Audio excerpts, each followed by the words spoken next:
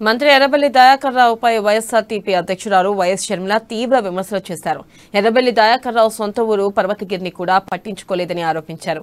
పర్వతగిరి మండల కేంద్రంలో పాదయాత్ర సందర్భంగా షర్మిల మాట్లాడారు. జిల్లాలో ఒక్క పంచాయతీ కూడా అభివృద్ధి చెందలేదు, ఆయన మంత్ర అంటూ ఎర్రబెల్లిపై సెటైర్లు వేశారు. పర్వతగిరిలో ఒక్క డిగ్రీ ఇంటర్ కాలేజ్ కూడా లేదన్నారు.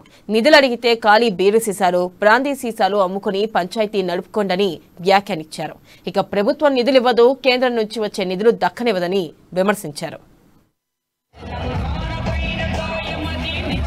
తట్టుకోలేక వాళ్ళు ఆత్మహత్యలు చేసుకుంటున్నారు కదా.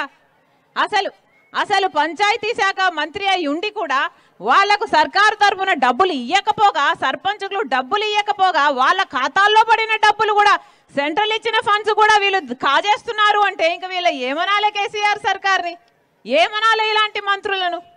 ఇక సర్పంచులు మాకు డబ్బులు ఎలా వస్తాయ్యా, మేము పనులు ఎలా చేసుకోవాలి అంటే మీ ఎర్రబెల్లి దయాకర్ రావు గారు ఏమన్నారో తెలుసా?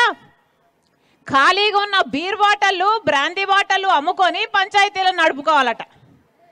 ఇదేనా బంగారు తెలంగాణ? ఇందుకేనా అన్న బంగారు తెలంగాణ తెచ్చుకుంది? ఖాళీగా ఉన్న బీర్ బాటళ్ళు, బ్రాందీ బాటళ్ళు అమ్ముకొని పంచాయతీలు నడుపుకోవడానిక? ఎవరికైంది బంగారు తెలంగాణ? మంచోడు అంటే మంచం కోళ్ళు ఎత్తుకుపోయిందంట ఒకడు. ఎవరు? కేసీఆర్ సార్.